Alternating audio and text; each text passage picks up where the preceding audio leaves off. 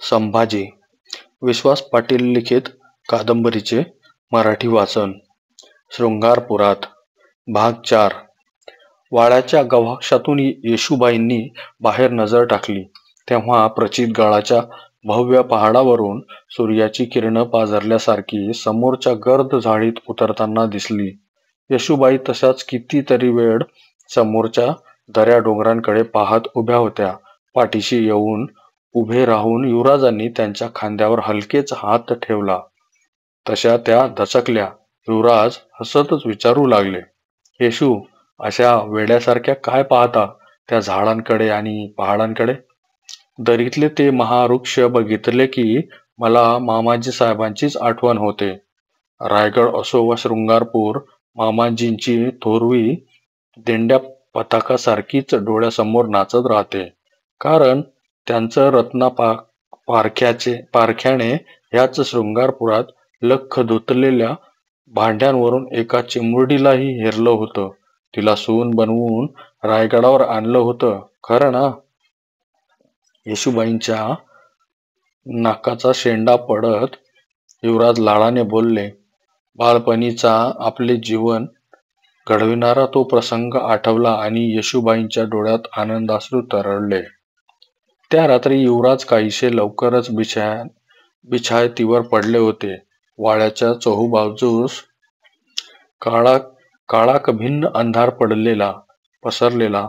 शृंगारपुराने समोरचा भव्य कडा जणू काही आपल्या उशाला घेतला होता. बाजूच्या गर्द झाडीतून अचानक तांबूस लाल प्रकाश दिसायचा. पहारेकऱ्यांच्या हातातले पलीतेठेबे फुलल्यासारखे भासायचे. रानातून वेताळांची पालखीच चालल्याचा भास व्हायचा. थोड्याच वेळात वाड्याबाहेर एक सांडणीस्वार आणि काही घोडी येऊन थांबल्याचा आवाज ऐकू आला. त्या अनमान धपक्या आलेल्या पाहुण्यांचे आणि सदरेवरील कारभाऱ्यांचे बारीक आवाजात बोलणे चालले होते. पाठोपाठ तेथे कवी कलशांचा घोडा येऊन थांबला. कविराजांचा निरोप वरच्या दालनामध्ये पोहोचण्याआधीच युवराजांनी मांडचोडणा घातला. देवघरातली कवड्यांची माळ गळ्यामध्ये घातली आणि आपला जामानिमा ठीक करत ते तातडीने सदरेवर आले. तिथे उंच समयांच्या मिणमिणत्या प्रकाशात 4-5 मंडळी बसलेली. एक पांढऱ्या दाढीतला 50शीचा मुसलमान मिया युवराजांची प्रतीक्षा करीत होता. त्याच्या एक हालचालींकडे कवी कलशांचे बारीक लक्ष होते. युवराज सदरेवर दाखल होताच सारेजण अर्धवट उठून उभे राहिले. तातडीने मुजरे झाले. संभाजी राजांनी बैठक मारत कवी कलशांना डोळ्यांनीच बोला असे खुणावले. तसे कविराज संकोचून बोलले, तातडीचा खलिता आहे दिलेर खानाकडून. कवी कलशांच्या बोलावर युवराजांनी दीर्घ श्वास घेतला. कोणतीही प्रतिक्रिया व्यक्त न करता ते शून्यात पाहू लागले. दिलेर खान ही कोणी साधीसुधी आसामी नव्हती. पातशाही राजकारणामध्ये मुरलेला, प्रसंगी औरंगजेबाचा सहजादा मुअज्जम याच्याशी झगडा केलेला दाऊदजाई जातीचा तो कडवा रोहिला होता. गंगा यमुनेपासून ते भीमा कावेरीपर्यंत अनेक नद्यांचे पाणी प्यायलेला तो साठीतला अनुभवी बुड्ढा होता. अशा वकुबाचा हा सरदार 2 वर्षांपूर्वी दक्षिणेच्या सुभेदारीवर आला होता आणि तेव्हापासून संभाजीराजांशी दोस्ती करण्याचा त्याचा प्रयत्न सातत्याने चालू होता. शंभूराजांनी गळ्यातली कवड्यांची माळ हाती घेतली. मनातल्या मनात मंत्रपठण केले. त्यांनी दिलेरची ती अखबार थैली उघडून पाहिली. बाकीची सर्व मंडळी दालनाबाहेर गेली. शंभूराजांनी कवी कलशांना खलित्याचे वाचन करावयास सांगितले. कविराजांची नजर त्या सुंदर हस्ताक्षरावर फिरू लागली. राजाधीश शेर शमशेर संभाजीराजे भोसले. एकदा मनुष्य जेव्हा यारी दोस्ती खातर आपला हात पुढं करतो तेव्हा त्याच्या मनातली दुश्मनीची जळमटे जळून खाक होतात. हे आपल्यासारख्या शायर असलेल्या मराठ्यांच्या सहजादाला आम्ही अलविदा काय सांगावे. मात्र आपण याचाही पक्का खयाल ठेवा की कमळाची टपोरी फुले फक्त तालाबातच फुलतात. शेराचा बछडा अरण्यात खुलून दिसतो. त्याच हिसाबानं आम्ही आपणास सवाल करू चाहतो की मराठ्यांच्या राज्याचे नेक शहजादे असताना आपण शृंगारपुराच्या अंधेऱ्या गुफेत स्वतःला कोंडून काय करता आहात? आपण आपल्या हक्काच्या रायगडाला महरूम झाला आहात. शेर शिवाजी सारखा वालीद मिळूनही आपण मायेला यतीम झाला आहात. तुमच्या दिलाची धडकन आम्ही जाणून आहोत. आजवर आपण फक्त मोगलांच्या दुश्मनीबद्दल ऐकले असेल, दोस्तीबद्दल नाही. आमचं दिल साफ नसतं तर राजपुतांच्या 3 पिढ्यांनी आमच्याशी दोस्ताना कशाला ठेवला असता. म्हणूनच तुम्हा खुल्या दिलाने अर्ज करतो की मनामध्ये अंदेशा ठेवू नका. आमची दोस्तीची पेशकश ठोकरू नका. आम्हास कोणतीही मुसीबत आल्यास आमच्याकडे तातडीने हरकारे पाठवा. आम्हाला अर्ध्या रात्री उठवा. उमर की और तजुर्बे की परवाह किए बगैर ये बंदा आपकी खिदमत में हाजिर हो जाएगा. कवी कलशांची मुद्रा पडली होती. त्यांच्याच्याने पुढचा काही मजकूर वाचवेना. शंभूराजे मात्र गालातल्या गालात हसत होते. स्वतःला रोखायचा प्रयत्न करत होते. परंतु राजा पाण्याचा पाट फुटल्यासारखा त्यांना आपल्या हास्याचा ओघ आवरता येईना. ते खो खो करत पोट धरून हसत सुटले. दुष्ट औरंगजेबाचा सुभेदार शेर शिवाजीच्या पुत्रालाच प्यार मोहब्बतचे अवतान देतो, ही कल्पनाच किती हास्यास्पद म्हणायची. युवराजांपाठोपाठ कवी कलशही मोठ्याने हसू लागले. येशूबाई धावत दरवाजाजवळ येऊन उभ्या राहिल्या. खाली त्याच्या वाचनाबरोबर महालात एक अस्वस्थ सन्नाटा पसरला. खाली त्याच्या जबाबासाठी दिलेरचे दूत महालाबाहेर खोडंबून होते. अस्वस्थ शंभूराजेही आपल्या डोळ्यांच्या कोणातून कवी कलशांकडे आणि दाराशी खोडंबून उभ्या राहिलेल्या येशूबाईकडे आरून फिरून नजर टाकत होते. रात्री उलट जबाबांचा कोणताही मजकूर युवराजांनी कविराजांना सांगितला नाही. दुसऱ्या दिवशी दुपार झाली. दिलेर खानाच्या बैचेन दूतांना शृंगारपुराचा उष्मा ओसवेनासा झाला. त्यांनी शंभूराजांचा एकसारखा पिच्छा पुरवला. तेव्हा राजे त्या दूतावर कडाळले. जा, सांगा तुमच्या दिलेर खानाला म्हणावे, आपण पडत मूर्ख आहात, म्हणूनच पेडगावला राहता ते फारच चांगलं. वडचणीचं पाणी पुन्हा आढ्यावर चढणं जसं अशक्य, सरितेनं सागर कवेत घ्यायचा सोडून पुन्हा सर्पासारखा आपल्या उगमाकडे उलटा वळलास घेणं तसं अशक्य. तशीच मोगली सुभेदारानं शिवाजीच्या पुत्राशी दोस्ती करायची अभिलाषा बाळगणं हे मूर्खांचं नव्हे तर शतमूर्खांचं लक्षण आहे. भाग 5. युवराज्ञींना घेऊन पालख्या संगमेश्वराच्या नावडी बंदराच्या काठावर येऊन उतरल्या होत्या. शंभूराजे दूरवर पसरलेल्या चिंचोळ्या खाडीतील पाण्याचा चमचमता पट्टा निरखत होते. सायंकाळी ताडामाळाच्या वनामध्ये वाऱ्याने फेर धरला होता. मावळीचे तांबूस आभाळ दर्याच्या दर्पणामध्ये उतरले होते. मासेमारी करून आलेल्या कोळ्यांची छोटी गलबते सायंकाळच्या समुद्र तटात डुचमडल्यासारखी करीत होती.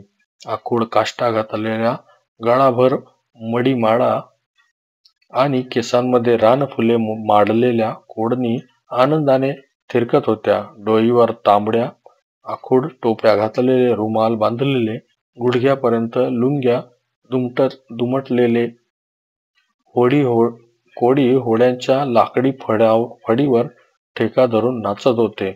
वल्हव रे नकवा वल्हव मुरारी, होरी बघा आमची थरकली दर्या किनारी. शंभू बाळाला ठेवून शृंगारपुरी. का गेलं राज देशांतरी, बोल रे बोल माझ्या देवा मल्हारी.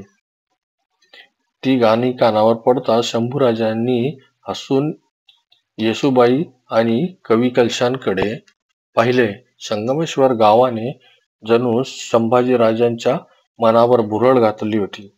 वरुणा आणि अलकनंदा नदीच्या संगमावर असलेले हे पुरातन नगर युवराजांना खूप आवडले होते. एकेकाळी ह्या नगरीचे नाव रामक्षेत्र होते. परशुरामाने इथे अनेक मंदिरे बांधली होती. 7व्या शतकामध्ये चालुक्य राजा करवीराहून संगमेश्वराकडे आला. त्याने इथे स्वतःची राजधानी तयार केली. शिवाय कर्णेश्वर नावाचे पाषाणाचे भव्य मंदिरही बांधले.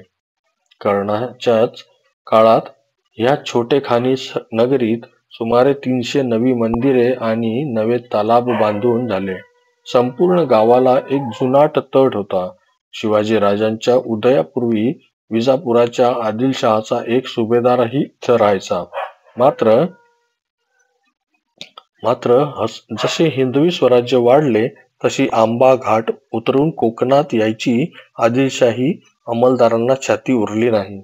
शंभू राजांनी कणेश्वराच्या गाभाऱ्यात जाऊन सपत्नीक दर्शन घेतले. संगमावर एकमेकींना कवेत घेणारे दोन्ही नद्यांचे पाणी पाहून शंभूराजांचे मन हुरहुरले. ते कळशांना बोलले, कविराज, 2 नद्यांचा संगम बघितला की आमचं मन कसल्याशा गूढ हुरहुरीनं असं उचंबडून येतं. या संगमाशी आमचं काय नातं जडलं आहे कोणास ठाऊक. युवराजांनी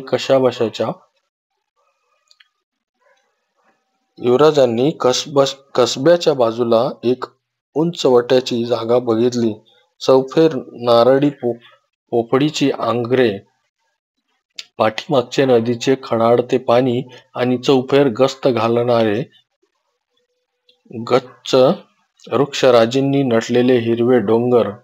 शंभूराजे बोलले, कविराज, हे स्थळ आम्हाला खूप आवडलं. इथंच आमच्यासाठी एक छोटासा वाडा बांधा. निसर्गाचाही इथं सहवास लाभेल आणि गोव्याकडून व कोल्हापूरकडून येणाऱ्या मार्गांवरही चांगली दहशत ठेवता येईल.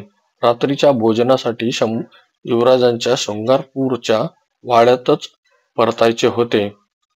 त्यामुळे पालख्या सोडून शंभूराजे आणि येसूबाई धिप्पाडपाटीच्या 2 मोठ्या अरबी घोड्यांवर मांड ठोकली. युवराजांनी घोड्याला शृंगारपुराच्या दिशेने टाच मारली तेव्हा आजूबाजूच्या ताडामाडात आणि सभोवतालीच्या दाट वृक्षराजीने नटलेल्या दऱ्याखोऱ्यात अंधार उतरू लागला होता. गावाकडच्या ओढीतून वाट दाखविण्यासाठी हातामध्ये पुरपुरत्या दिवट्या घेऊन मशालजी आगेमागे धावू लागले. शंभूराजे कसबा ओलांडताहेत तोच अचानक 200-300 गरीब शेतकऱ्यांचा आणि कोड्यांचा जमाव युवराजांच्या पथकाला आडवा आला. त्याबरोबर संगमेश्वराच्या टेहळणीच्या पथकांनी त्यांना चला मागे हटा असे हाताने पाठीमागे लोटले, रेटले. परंतु अहो बाळराजे, अहो धनी मायबाप, थांबा थोडं, अशा करून किंकाळ्या भरधाव वेगाने पुढे जाणाऱ्या युवराजांच्या कानामध्ये घुसल्या. त्याबरोबर युवराजांनी लगाम खेचून आपला घोडा गरकन मागे वळवला. युवराज थांबल्याचे दिसताच गस्तीवाल्यांची पर्वा न करता शेतकरी पुढे धावले. त्या कास्तकारांनी एकच गिल्ला आणि आकांत सुरू केला, मायबाप सरकार, वाचवा हो वाचवा. काहीतरी गंभीर प्रसंग असल्याची जाणीव संभाजीराजांना झाली. त्यांनी पटकन घोड्यावरून खाली उडी ठोकली. त्यांच्या पाठोपाठ कवी कलशही खाली उतरले. त्या दोघांच्या भोवती शेतकऱ्यांनी गराडा घातला. एक म्हातारा शेतकरी टाहो फोडत ओरडला, मायबाप सरकार, आम्ही कसं जगायचं ते सांगा. हे जप्तीचे हुकूमनामे बघा, कोणी धाडले ते? पार रायगडावरून आलेत बघा. किडकिड्या अंगाचे 2-3 शेतकरी एकदम बोलले, कविराज, बघा बरं, काहीतरी घोटाळा दिसतो आहे खास. शंभूराजे गोंधळून बोलले. इथली प्रभावळीची सुभेदारी राजांनी आमच्याकडे दिली असताना आम्हालाच डावलून हे हुकूमनामे रायगडावरून येण्याचं काय कारण? त्या गलितगात्र शेतकऱ्यांच्या हातातले कागद कविराजांनी घेतले. ते हलक्या सुरात बोलले. अनेक वर्ष शेतसारा तुंबलाय म्हणूनच जप्तीचे हुकूमनामे पाठवलेले दिसतात. पण त्यावर स्वाक्षरी कोणाची आहे? राहुजी सोमनाथ यांची. तानाजी दत्तोंच्या सांगण्यावरूनच हुकूमनामे पाठवल्याचा त्यात स्पष्ट म्हटलं आहे. पोट खपाटीला लागलेल्या त्या कृष्य शेतकऱ्यांमध्ये पुन्हा भीतीची लाट उसळली. 8-10 जणांनी संभाजीराजांच्या आणि येशूबाईंच्या पायावर सरळ लोटांगणे घातली. ते धाय मोकळून रडत गाऱ्हाणे घालू लागले. आम्ही तरी काय करणार धनी? गेली 6-7 साल काही पिकलंच नाही बघा. ओढ्याचं पाणी सारखं खलाटीत सुटतं. शेताला बांध राहत नाही आणि काही पिकत बी नाही. कितीतरी लोकांनी वैतागून गळफास लावून घेतले बघा. दया करा मायबाप, न्याय द्या. त्या कष्टकऱ्यांची दुबळी दीन शरीरे पाहता दुसऱ्या पुराव्यांची गरजच नव्हती. तरीही युवराजांनी ठाणेदाराला बाजूला बोलवून घेतले. शेतकऱ्यांच्या हानीची खातरजमा केली आणि त्यांनी कविराजांना लागलाच हुकूम केला. कलशजी, या सर्वांना माफीनाम्याचे लेखी हुकूम द्या. युवराजांनी जागेवरच न्याय दिला. ते पाहून कष्टकरी कुणबी तिथेच जल्लोष करून नाचू लागले. त्यांनी शंभूराजांना बक्कळ आशीर्वाद दिले. युवराजांचे पथक पुन्हा शृंगारपुराकडे धावू लागले. रात्री कवी कलशांनी शंभूराजांना हळूच इशारेवजा शब्दात सांगितले, आपल्या हुकुमाची तामील उद्या सकाळीच करतो. माफीनामे खास दूतामार्फत संगमेश्वराकडे पाठवून देतो. परंतु राजन, आपण केलेल्या कारवाईची एक प्रत माहितीसाठी रायगडाच्या फडावरही धाडून देतो. काही शंका वाटते का आमच्या हुकुमाबाबत? हुकूम न्याय आहे, पण सरकारकडून आपल्या विरोधात याचेही भांडवल करण्याची संधी सोडणार नाही. तेव्हा म्हटलं, आपल्या तव्यावर तेल पडताच ते चरून जावे तसे शंभूराजे उखडले. कविराज, आम्ही कायद्याने प्रभावळीचे सुभेदार आहोत. आमच्या अधिकारात आम्ही हा निर्णय घेऊ शकतोच. शिवाय आम्ही हिंदवी स्वराज्याचे युवराज आहोत, शेतातलं बुजगावणं नव्हे. त्यामुळेच नडलेल्या आणि गांजलेल्या रयतेला युवराज या नात्यानं जागेवर न्याय द्यायचा निसर्गदत्त अधिकार आम्हाला आहे. कवी कलश मंदसे हसले, पण तितक्याच शांत सुरात बोलले, राजन, आपल्या अधिकार कक्षेबद्दल सवाल करायचा मला अधिकार नाही. मात्र आपला एक प्रिय मित्र या नात्यानं मला आपल्याला जरूर सांगावंसं वाटेल. जिथं राजा असतो तिथं एक दरबार असतो आणि दरबारांच्या भिंती नेहमीच कटाच्या छुप्या कारस्थानांनी पोखरलेल्या असतात. महत्वाकांक्षेच्या भुकेनं बेताब असतात. हा खेळ अगदी अनादी कालापासून चालत आला आहे. तेव्हा उगाच पुढे मागे पंचाईत नको म्हणूनच दूत पाठवा म्हणतो मी रायगडाकडे. भाग 6. आभाळातून वाहणाऱ्या पांढऱ्या शुभ्र ढगांप्रमाणे दिवस झरझर जात होते. शृंगारपुराच्या नित्यपाठामध्ये तसा विशेष काही फरक पडत नव्हता. परंतु एके दिवशी दुपारी बाळाजी आवजी चिटणीसांची पालखी वाड्याजवळ येऊन पोहोचली.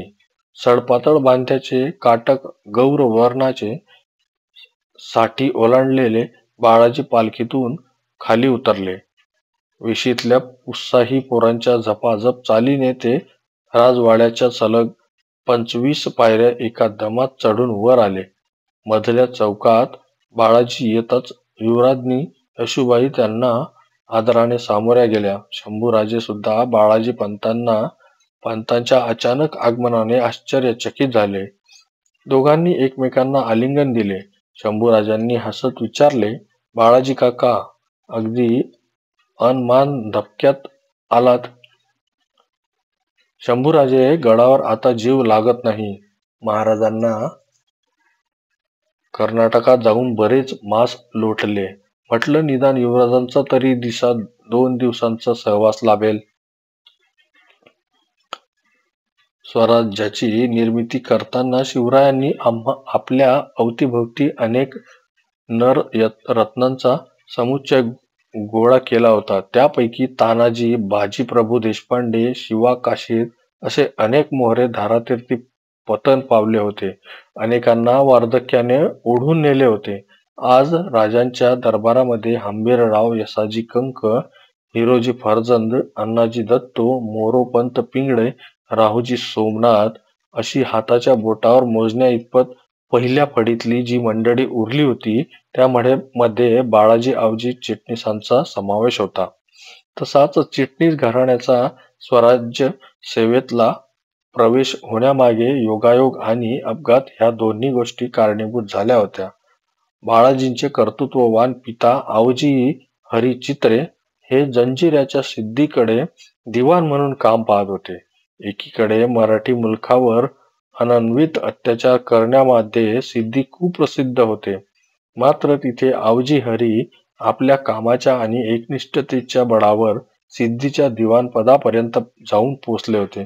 तेव्हा साहजिकच त्यांची उत्तरोत्तर होणारी भरभराट पाहून दरबारातील अनेक मुसलमान कारकुनांचा आणि कारभाऱ्यांचा जळफळाट होऊ लागला.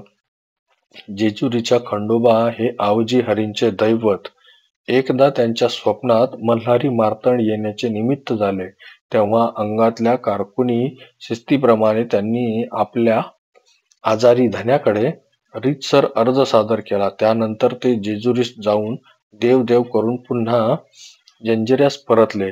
नंतर सिद्दी बापसी खानाची प्रकृती अधिकच बिघडली. तेव्हा आवजी हरींच्या विरोधात कारस्थाने करणाऱ्या मुस्लिम कारकुनांसाठी ही चांगलीच संधी चालून आली. त्यांनी आवजींनीच जेजुरीस जाऊन आपल्या धन्यावर देव घातला आहे असा कांगावा सुरू केला. त्यातच बाबोशी खान हबशी मरण पावला. गादीवर आलेल्या नव्या सिद्धीकडेही दरबारी कारकुनांची एकच गोंगाट केला. आवजीने सुलतानांवर जालिम चेटूक केले आहे. राज्य बुडवण्याचा त्यांचा इरादा आहे. पोर वयाच्या नव्या सिद्धीने ह्या कांगाड्याला सत्य मानल्या. हातापाया पडून आपण निर्दोष असल्याचे आवजीने आपल्या धन्याला परोपरीने सांगितले, पण त्याचा काही उपयोग झाला नाही. उलट नव्या सिद्धीने जुलमाने आवजीच्या हाती विषाचा प्याला देऊन तो लागलीच प्राशन करायला त्यांना भाग पाडले. आवजी आणि त्याचा मोठा भाऊ खंडोजी या दोघांना मोठ्या पोत्यात कचकचून बांधून समुद्रात फेकून दिले. हबशांनी आवजी हरीचे घर लुटलेच. त्याशिवाय आवजींच्या बाळाजी, चिमणाजी आणि श्यामजी ह्या तिन्ही मुलांना हबशांनी गुलामीची पोरे म्हणून इराककडे नेऊन विकावयाचे ठरविले होते. एका रात्रीत आवजींच्या पत्नीचे रमाबाईंचे दैव फिरले. तेव्हा बाळाजी अवघे 11 वर्षाचे होते. दुर्दैवी मातेसह तिघा मुलांनी गलबतावर एक सारखा आकांत मांडला होता. भरल्या समुद्राकडे नजर टाकत, आकाशाकडे पाहत दैवाकडे आणि देवाकडे ते सारे मदतीची याचना करत होते. दैव बलवंतर म्हणून की काय, निसर्गच त्यांच्या हाकेला धावला. गलबत राजापुराच्या किनाऱ्याजवळ पोचले तेव्हा अचानक उलटा वारा वाहू लागला. म्हणूनच नाईलाजाने खलाशांनी किनारा गाठला. योगायोगानेच विसाजी शंकर हे रमाबाईचे बंधू राजापुरामध्ये व्यापार करत होते. ऐनवेळी बहिणीच्या मदतीला भाऊ धावला. खलाशांच्या खूप मेणतवाऱ्या करून आणि मोठे द्रव्य त्यांच्या पदरामध्ये टाकून विसाजीने आपल्या त्यांची कशीबशी सुटका करून घेतली. बाळाजी पंत आपल्या मामाच्या सावलीमध्ये वाढत होते. त्याच वेळी तिकडे घाटमाथ्यावर शिवाजी राजांनी हिंदवी स्वराज्याचा उद्योग आरंभला होता. त्यांच्या विजयी वार्ता ऐकून बाळाजी हर्षभरीत होऊन जात असे. एकदा आपल्या मोत्यासारख्या वडणदार अक्षरात त्यांनी शिवाजी राजांना पत्र लिहिले. हिंदवी स्वराज्याचा एक शिपाई म्हणून सेवा चाकरी करण्यामध्ये मला धन्यता वाटेल राजे. योगायोगाने पुढे शिवाजी महाराज राजापुराच्या मोहिमेवर आले तेव्हा रत्नपारख्याने हिरा जोखला. स्वराज्याच्या चाकरीमध्ये बाळाजींना दाखल करून घेत असल्याचे राजांनी रमाबाईंना सांगितले. आपल्या कुटुंबावरील आघाताने त्या अद्याप सावरल्याही नव्हत्या. त्यांचा गहिवर पाहून महाराजांचेही मन द्रवले. त्यांनी बाळाजींच्या मातेला अभय दिले. मातोश्री, तुमच्या पोटी 3 पुत्र आहेत. मलाही आपला 4था पुत्र समजा. तुमचा सुपुत्र स्वराज्याची काळजी घेईल, आम्ही तुमची घेऊ. आपल्या प्रामाणिकपणाने, मेहनतीने आणि कर्तृत्वाने बाळाजी पंत राजसत्तेच्या एक पायऱ्या चढत वेगाने वर गेले. स्वराज्यातील ब्राह्मण प्रधानांचा सुप्त विरोध डावलून शिवाजी राजांनी त्यांना स्वराज्याचे चिटणीसपद दिले. विशेषतः राज्यातील सर्व किल्ले आणि दुर्गांचा कारभार त्यांच्या हाती सोपवला. बाळाजी पंतांनीही प्रत्येक गडावर आपल्या प्रभू जातीतील योग्य वकुबाच्या माणसांना महत्वाची पदे दिली. गड किल्ल्यांचा कारभार त्यांनी उत्तम चालवला होता. मात्र बाळाजींचा पदर धरून स्वराज्यात गडागडांवर चांद्रसेनीय कायस्थ प्रभू जातीचेच लोक माजत चालले आहेत असा ब्राह्मण मंडळींचा आक्षेप वाढत चालला. त्यामुळेच अष्टप्रधानांमध्ये सुद्धा एका बाजूला बाळाजी आवजी चिटणीस तर दुसरीकडे अण्णाजी दत्तो आणि मोरोपंत पिंगळे अशी दुही माजली होती. प्रभू आणि ब्राह्मण जातींमध्ये कमालीचे अस्वस्थ वैर होते. मात्र शिवाजी राजांसारख्या कठोर शासकाच्या करड्या नजरेसमोर कोणाचे काही चालायचे नाही. राजांच्या माघारी मात्र दोन्ही वर्गात खूप धुसफूस उठायची. बाळाजी आवाजींना शंभूराजांविषयी पहिल्यापासून खूप ओढा होता. बिना मातेचे लेकरू, त्यात थोरले महाराजही सातत्याने आपल्या कामकाजात घडलेले असायचे. अशा वेळी शंभूराजांची हित पाहणारी प्रथम राजगडावर आणि नंतर रायगडावर जी मोजकी मंडळी होती त्यामध्ये बाळाजी आवजींचा समावेश होता. सागाच्या एखाद्या फोपावल्या रोपासारखे शंभूराजे दिसामासाने मोठे होत होते. राज्याभिषेकापूर्वी थोरल्या महाराजांनी त्यांना रायगडावरील मुलकी आणि राजकीय कारभार सांगितलेला होता. त्यात उत्साहाने भाग घेऊन 4 वर्षे शंभूराजांनी तडफेने रायगडावरील फड सांभाळला होता. कर्नाटकातील कोलार आणि चिಕ್ಕबाळापुराच्या आपल्या जहागिरीकडेही जातीने लक्ष पुरवले होते. पुढे अथणी, रायबाग, गोवळकोंड्यापासून हुबळी, फोंडा व अकोल्यापर्यंतच्या कर्नाटकाच्या आणि गोव्याच्या सरहद्दीवर मोहीम राबविली होती. कुतुबशहाच्या दिवाण मादान्नाशी मैत्री करून खूप मोठी लूटही रायगडावर आणली होती. तेव्हा शंभूराजांच्या धडाडीने आणि उत्साहाने बाळाजी पंतही भारावून गेले होते. आपला शांत स्वभाव ढळू न देणारे, दरबारात शंभूराजांचे हित जपणारे मुत्सद्दी बाळाजी पंत चिटणीस फार दिवसांनी भेटत होते. त्यामुळेच युवराज आणि युवराज्ञी दोघेही सुखावून गेले होते. शंभूराजांनी त्यांच्याकडे राजारामांची आपुलकीने चौकशी केली. बऱ्याच दिवसांनी बाळाजी पंतांनी शंभूराजांसमवेत भोजन घेतले. त्या सुग्रास जेवणाने त्यांची मनकडी खुलली. मात्र भोजन घेता घेता अन्नात गारेचा तुकडा अडकावा तसे झाले. बाळाजींनी चिडक्या स्वरात विचारले, तो अघोर गट कापालिक कुठं आहे? कोण अघोरगोट आणि कोण कापालिक? नव्या विषयाने बाळाजी पंतांची लोभस मुद्रा कमालीची संतप्त दिसू लागली. ते कडाळले. ज्यांना त्यांच्यावर अखंड भुरळ घातली आहे, आपल्या पापी कुष्ठित मेंदून ज्यानं तुम्हाला ठार वेड बनवलं आहे, जो रेड्याच्या ओल्या कातडीवर बसतो, जारण मारण कर्मे करतो, पण कोण? जो अघोरी कृत्यांसाठी वेताळांचा तांडा बोलवतो. संभाजीराजांनी हसऱ्या मुद्रेने येशूबाईकडे पाहिले, तसे ते दोघेही मोठ्याने हसू लागले. आपले हसू आवरत शंभूराजे बोलले, इतरांप्रमाणे आम्हालाही संशयाचं आणि मत्सराचं फुरस चावून कविराज परके वाटू लागले की काय? कविराज, अहो त्या कलुषा काळकुटाचं नावच घेऊ नका माझ्यासमोर. चिटणीस सावरून बसले आणि ठाम शब्दात उत्तरले, खरंच सांगू युवराज, ह्या मुद्द्यावर मी आपल्या इतर अष्टप्रधानांनाही काडीचा दोष देणार नाही. ह्या कलुषाच्या रूपाने शिवबाच्या पवित्र स्वराज्यात कली घुसला आहे, हेच खरं. अन ते तसं नसतं तर तुमच्यासारख्या कर्तव्यदक्ष राजकुमारानं एवढी भयंकर मजल गाठलीच नसती. कसली मज्जल बाळाजी काका? ढवळ्या शेजारी पवडा बांधला की वाण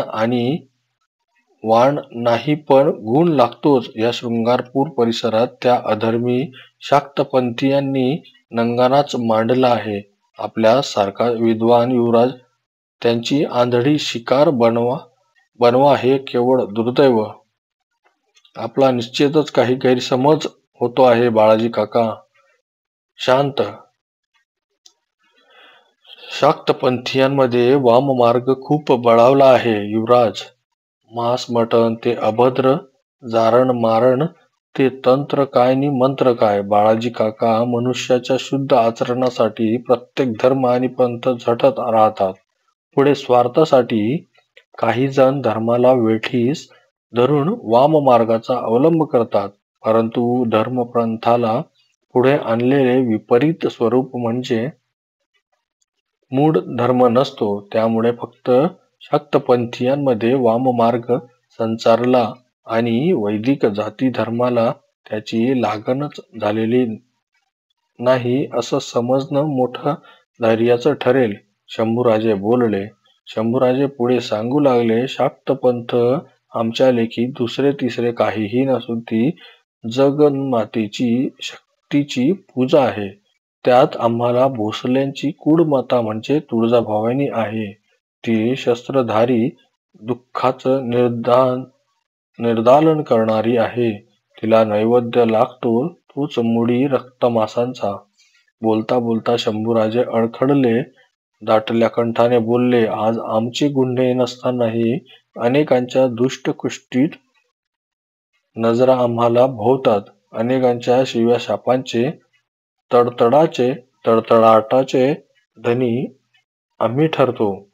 अशा दुष्ट शक्तींशी मुकाबला करायचा तर कोणाच्या तरी वरद हस्ताची, आशीर्वादाची गरज लागतेच बाळाजी काका. थोरल्या राजांनी असा कुठे आधार शोधला होता शंभूराजे? तुमच्यासारखे असं बोलावं चिटणीस काका?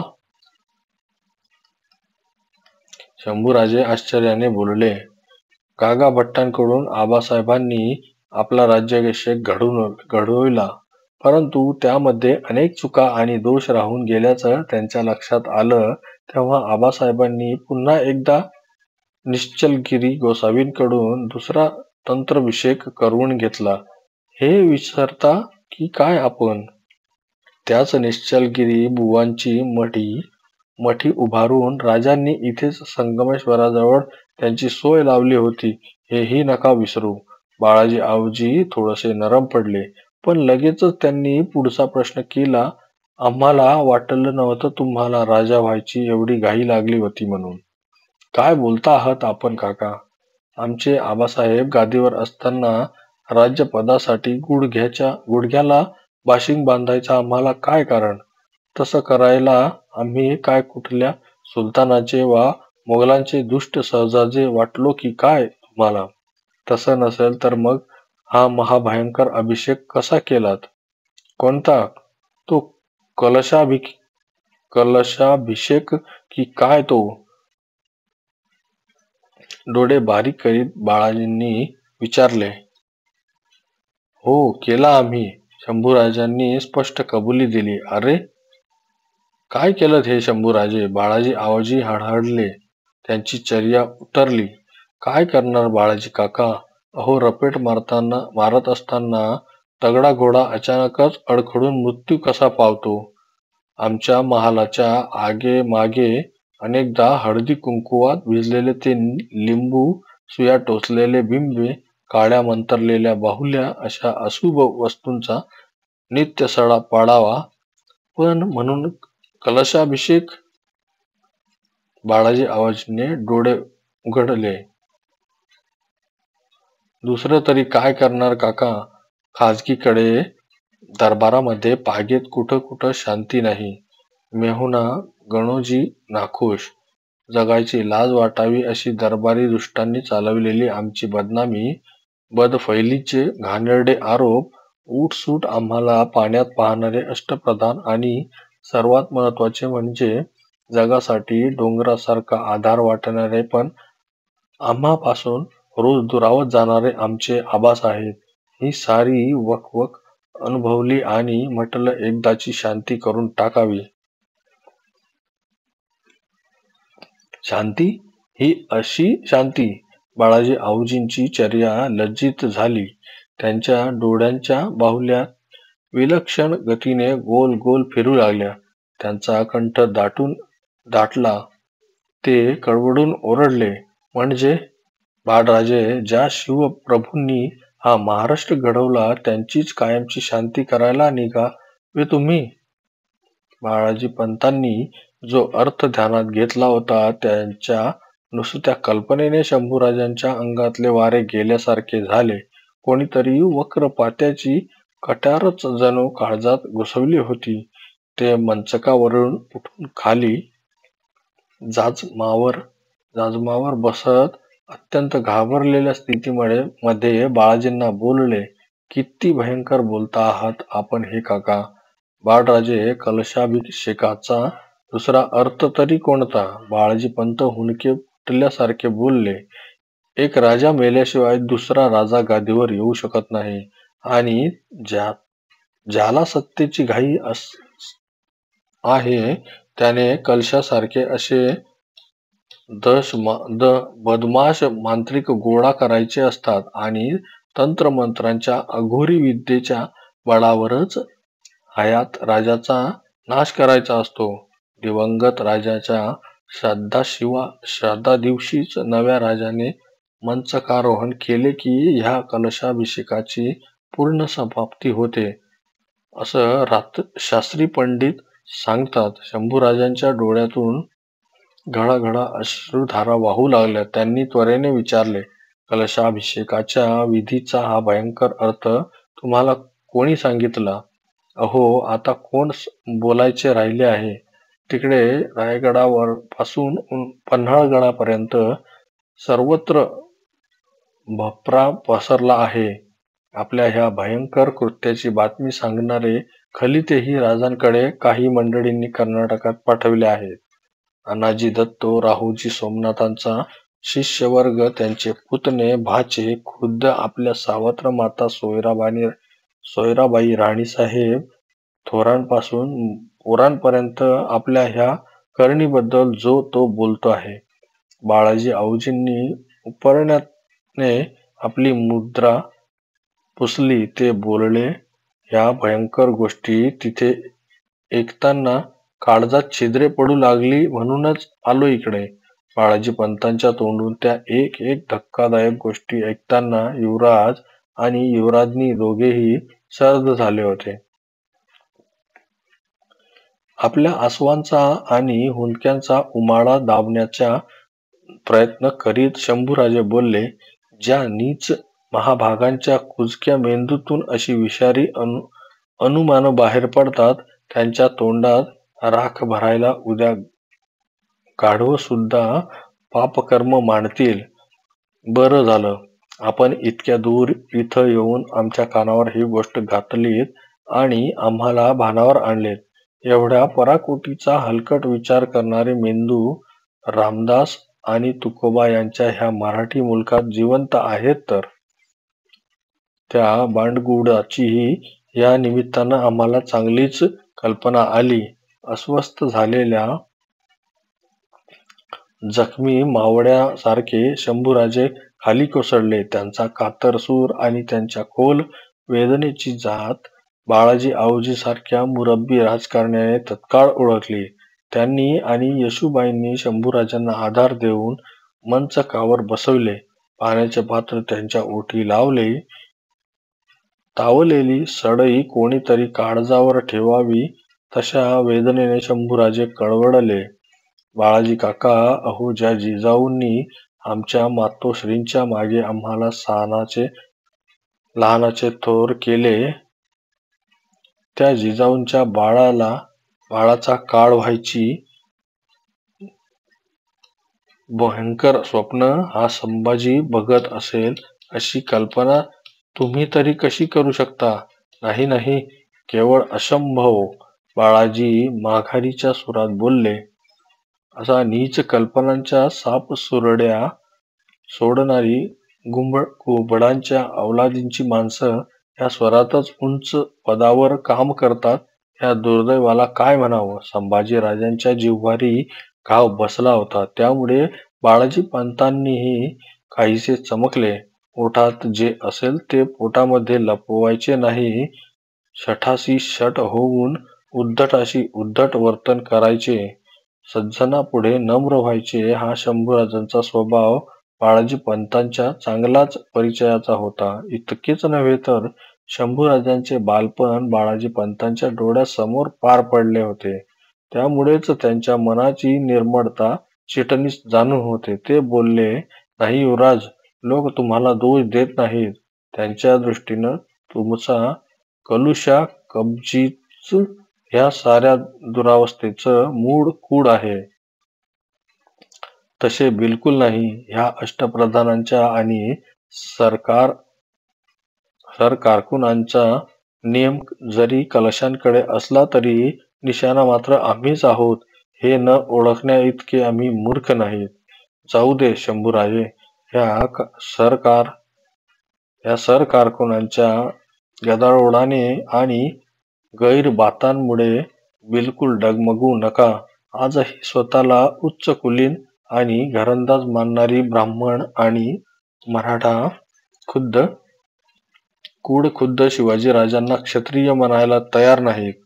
नव्हे, त्यांनी या आधीच राजांच्या राज्याभिषेकालाही प्रत्यक्ष अप्रत्यक्ष विरोध केला होता. म्हणजे शंभूराजे चक्रावले. या सर्वांच्या मते परशुरामाने सारी पृथ्वी निशस्त्र केली होती. पृथ्वी तलावावर कोणीही क्षत्रिय उरलेला नाही. त्यामुळे शिवाजीराजे तरी कसे क्षत्रिय कुलावंत ठरू शकतात. जेव्हा या महाभागांनी असा गोंधळ उडविला होता, तेव्हा शिवाजीराजांचे मूळ राजस्थानच्या सिसोदिया घराण्यामध्ये आहे हे सिद्ध करण्यासाठी आणि संबंधित कागदपत्रांचा धांडोळा घेण्यासाठी हाच बाळाजी आवजी चित्रे राजपुतान्यात जाऊन आला होता. शंभूराजे, बाळाजी पंत बोलले. असं, अहो मग ह्या गोष्टी समजावा ना त्या अनाजी दत्तोंना. शंभूराजे बोलले. अनाजी सुरणवीस हा मनुष्य कर्तृत्ववान खराच. त्यांनी राज्याचा वसूल वाढवला, शेतीची मोजणी करून घेतली, काही लढाई जिंकल्या, स्वराज्यासाठी खूप कमवलं. हळूच त्यातला काही ऐवज स्वतःसाठी ठेवला. आणि ही गोष्ट वेगळी. मात्र माणूस कर्तृत्ववान असला तरी वृत्ती नीट नाही. मराठा आणि प्रभू जातीमध्ये कोणीही क्षत्रिय नाही असा विचाराचे अनाजी पंत हे तर मेरुमणीच. पण बाळाजी काका असा कसा आपण धडक आरोप करता? अहो शंभू बाळ हे सारं भोगलं आहे ना ह्या बाळाजी आऊजीनी. आमच्या पुत्रांच्या मुंजी करायच्या होत्या तेव्हा ब्राह्मणांनी प्रभूंच्या घरी वेदोक्त कर्म करू नये असा हुकूमच ह्या मंडळींनी काढला. एवढंच नव्हे तर अनाजीने तर बाळभट चितळे नावाचा पोलादपूरचा एक हेकट गृहस्थ आमच्या विरोधात उभा केला. प्रभूंच्या घरी वेदोक्त कर्मे होऊच शकत नाही अशी चळवळ त्यांनी उभी केली. तेव्हा मी घाबरून मोरोपंत पिंगळ्यांकडे न्याय मागितला. पण अनाजींनी मोरोपंतांनाही आधीच फितवलेले.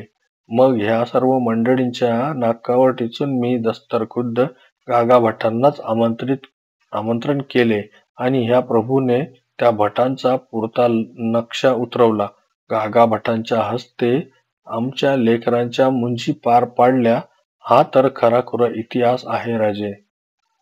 युवराज्ञींची बाळाजींनी सखोल चर्चा केली. शिवाजी राजे कर्नाटकाहून परतण्यापूर्वीच शंभूराजांना होईल तितके बदनाम करायचे अशा कारवायाही विरोधकांकडून अखंड चालू होत्या. त्यासाठी त्यांनी कविकलशांचे महाभूत उभे केले होते. जेवढे कलश बदनाम होतील तेवढी संभाजीराजांचीही नाचक्की होणार होती. विचारात पडलेल्या शंभूराजांच्या गंभीर चेहऱ्यावर अचानक हसू उमटले. ते विचारू लागले, मगाशी काय म्हणालात काका आपण?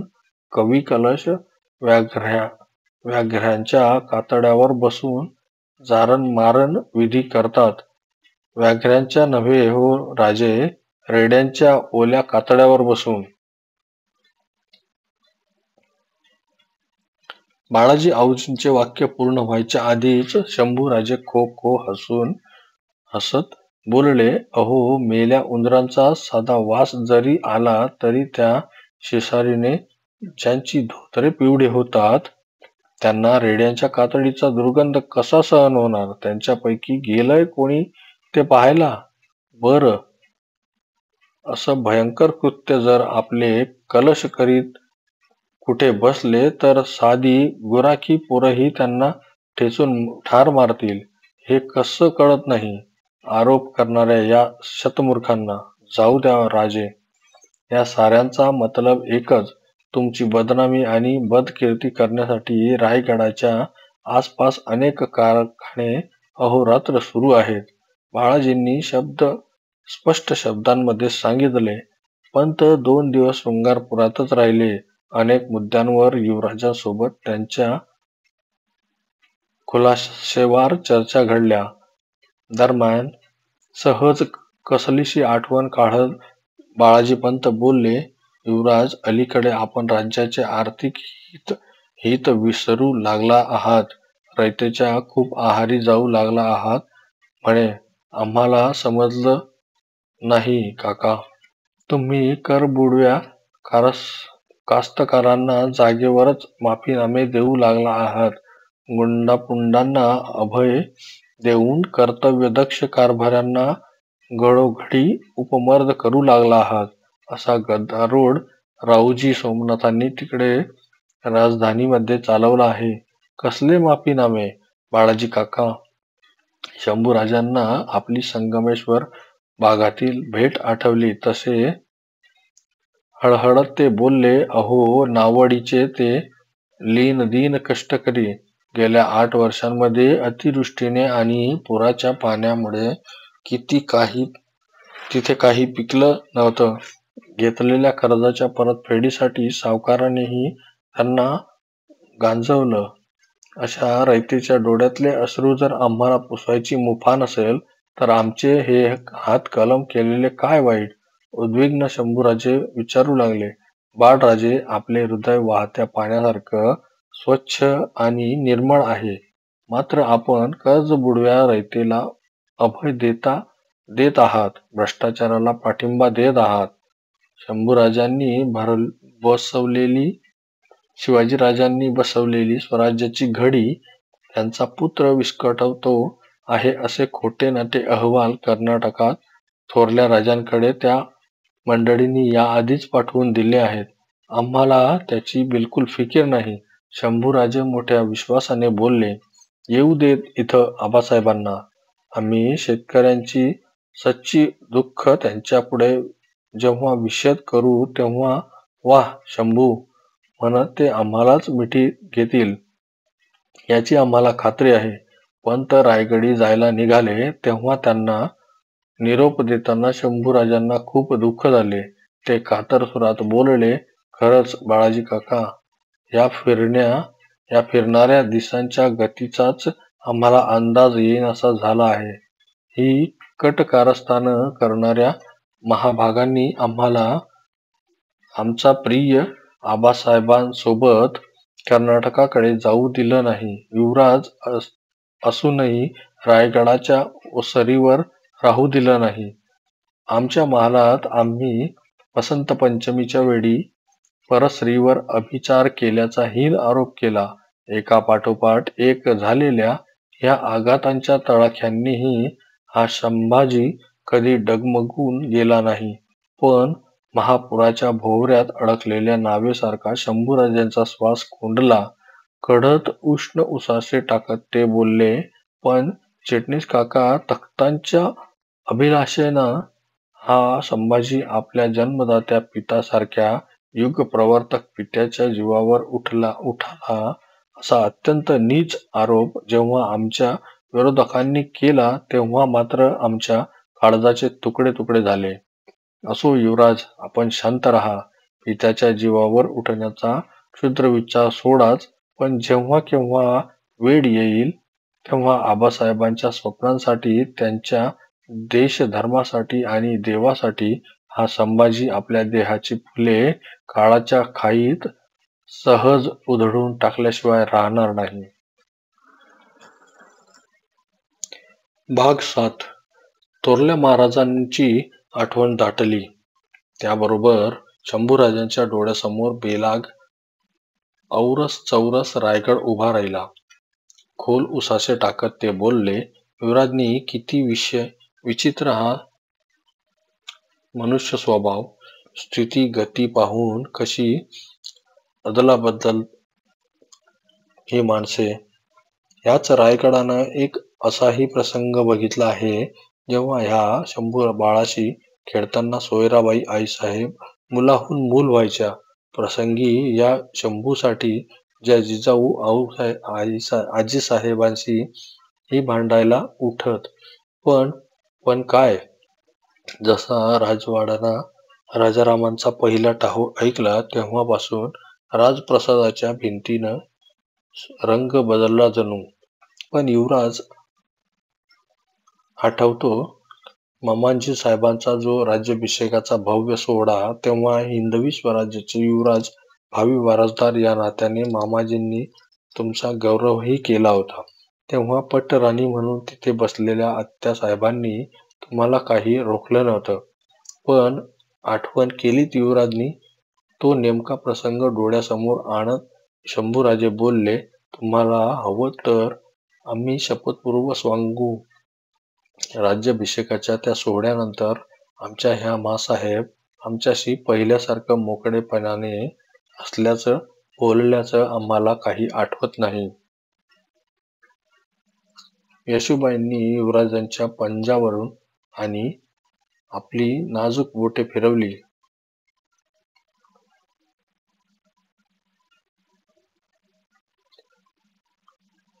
त्यांना धीर देत त्या बोलल्या, कशाला उगाच स्वारींनी इतकं निराश अन नाराज व्हायचं.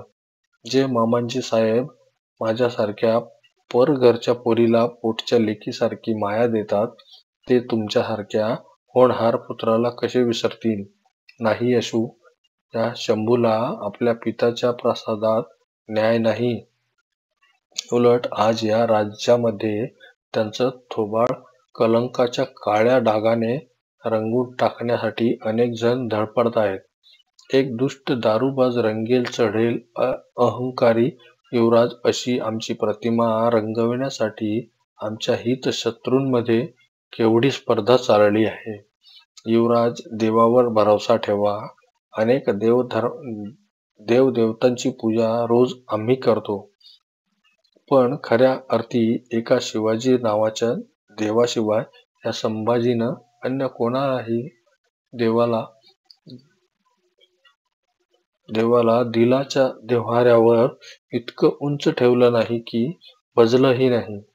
एक महान वटवृक्ष म्हणून आम्ही त्यांच्या सावलीकडे धाव घेत आहोत आणि काही दुष्ट शक्ती हा वटवृक्षच आमच्या जीवनातून दूर पळवून आम्हालाच मुळापासून उखडून टाकण्याचा प्रयत्न करीत आहेत.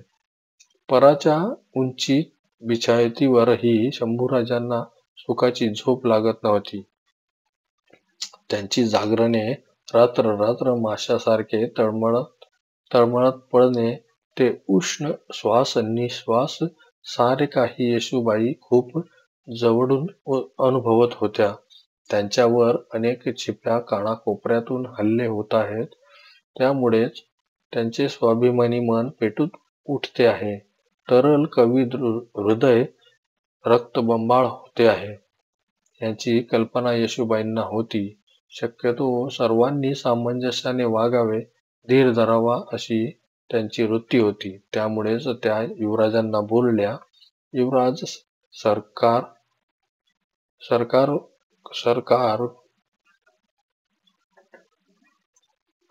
सरकारकुनांनीही आपलं आयुष्य स्वतः बांधणीसाठी घालवलं आहे.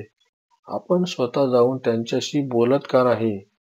नव्हे, आपण तडक जाऊन त्या भटजींना का भेटत नाही? अनाजींना का भेटत नाही? काय करायचं त्यांना भेटून? कसले ऐकतायत ते? हंसाने तो दुर्दैवी आत्मघात करून घेतला. त्याचा सारा वहीम त्यांनी आम्हावर ठेवला आहे. त्यात ती गोदू ही अण्णाजींच्या साडूची पोर निघावी ना? इथे परिस्थितीनंच असे विचित्र वळण घेतले आहे की सामंजस्यानं आपलं तोंड अंधाराच्या गुहेत लपवून रिकामं झालं आहे. त्या जुन्या वेदनादायक आठवणी शंभूराजांची पाठ सोडायला तयार नव्हत्या. पहाटेपर्यंत युवराज आणि युवराजनी जागेच होते. दुसऱ्या दिवशी सकाळी उशिराच शंभूराजे फडावर गेले तर तिथे कवी कलश त्यांचीच वाट पाहत उभे होते. त्यांच्या शेजारी संगमेश्वराचा ठाणेदार उभा होता. सकाळीच दौड करीत घामाघूम होऊन तो युवराजांच्या भेटीसाठी येऊन दाखल झाला होता. शंभूराजांनी काही विचारण्याआधीच तो आर्जवी भाषेत बोलला, युवराज, साराच घोटाळा उडाला आहे. काल रायगडावरून पथक येऊन तडक संगमेश्वरात दाखल झालं. त्यांनी गरीब शेतकऱ्यांची भांडीकुंडी जप्त केली. दुभत्या गाई म्हशीही सरकार जमा केल्या. जप्ती? आणि ती कशासाठी? चक्रावलेल्या शंभूराजांनी कवी कलशांकडे पाहिले. कविराजही नाराजीने खाली पाहत होते. शंभूराजांच्या डोक्यात चडकन प्रकाश पडला. ते दात ओठ खात बोलले, आम्ही गरीब कष्टकरी रयतेला माफीनामे लिहून दिले म्हणूनच त्या बिचाऱ्यावर सरकारातून संक्रांत आलेली दिसते. होय सरकार, ठाणेदार घाबरत बोलला. मी त्यांना खूप समजावून सांगितलं. म्हटलं, हा निर्णय स्वतः युवराजांनी घेतला आहे आणि खरंच शेतकऱ्यांची परिस्थिती खूप बेताची आहे. मात्र त्यांचं मत ते म्हणाले, बोला, काहीही न लपवता स्पष्टपणे सांगून मोकळे व्हा. त्यांचं म्हणणं म्हणजे पथकासंगे आलेला राहुजी सोमनाथांचा कारभारी म्हणत होता, शंभूराजे अजून काही गादीवर बसलेले नाहीत. जेव्हा बसतील तेव्हा करू की मुजरा? असं शंभूराजे काहीसे अडखडले, पण लगेच स्वतःला सावरत बोलले, हे पहा, त्यांना म्हणावं, उद्या होईल त्या परिणामाला आम्ही जबाबदार राहू. पण आम्हावरच्या रागासाठी रयतेला साडू नका. जे व्हायचं, जे जायचं त्या मनस्थितीत दिसत नाहीत शंभूराजे. खूप भांडलो त्यांच्याशी, पण अडखळता कशाला? सांगा. ते कारभारी म्हणत होते, इथे शंभूराजांच्या माघारी युवराजांचा हुकूम चालत असता वा चालवायचा असता तर थोरल्या महाराजांनी कर्नाटकात जाताना शंभूराजांच्या हातामध्ये रायगडाची सूत्र दिली नसती का? कशासाठी त्यांना खड्यासारखं निवडून शृंगारपुराच्या रानात दूर फेकलं असतं? ठाणेदार कसाबसा घडला प्रसंग सांगून मोकळा झाला. शंभूराजांची मुद्रा तशीच दुःखी आणि संभ्रमित होती, मात्र येसूबाई आणि कवी कलश यांचे चेहरे साफ उतरले होते. युवराजांच्या ह्या मानहानीने ते दोघेही कमालीचे संतापून गेले होते. शंभूराजांना अधिक काहीच बोलवेना, फक्त धीम्या आणि करड्या सुरात ते कवी कलशांना म्हणाले, कविराज, सोबतीला 1000 स्वरांचं पथक घ्या आणि आत्ताच्या आत्ता संगमेश्वराकडे स्वतः धाव घ्या. राहुजी सोमनाथांच्या कारभाऱ्यासकट रायगडावरच्या त्या दृश्यशून्य पुंडांना गिरफ्तार करून इकडे आणा आणि शृंगारपुराच्या बंदीखान्यात डांबून टाका. त्या दिवशी सूर्य मावळायच्या आधीच कवी कलश यांनी आपल्या धन्याच्या हुकुमाची अंमलबजावणी केली होती. जेव्हा ते शंभूराजांपुढे मुजऱ्यासाठी उभे राहिले तेव्हा शंभूराजे बोलले, त्या पुंडांना चांगले 4 दिवस अर्ध उपाशी ठेवा, त्यांची कणिक तिंबून काढा. शंभूराजांच्या या कारवाईने शृंगारपुरामध्ये एकच गहजब उडाला होता. याआधी प्रभावळीचे सुभेदार स्वतः अनाजी दत्तोच होते. त्यांच्या काळापासून वसुलीकरांनाही अनेक ठिकाणी हकनाक उच्छादच मांडला होता. त्या मंडळींना कोणीतरी धडा शिकवणारे भेटले म्हणून प्रभावळी परगण्यातील कष्टकरी विशेष करून खुश झाले होते. रात्री शंभूराजे येसूबाईंना बोलले, येसू, परवा बाळाजी काका चटणीस सांगून गेले, त्यामुळे खोटं काहीच नाही, वारं फिरत आहे. येसूबाईंनी आपल्या 7 महिन्यांच्या पोटावर शंभूराजांचा हात ठेवला. त्या कष्टी हृदयाने बोलल्या, युवराज, ह्या वाऱ्याची उगाचच आम्हाला भीती वाटते. त्यासाठीच थोडा धीर धरा. मामांजी साहेब कर्नाटकाहून परत येईपर्यंत कोणतंही धाडसी पाऊल टाकू नका.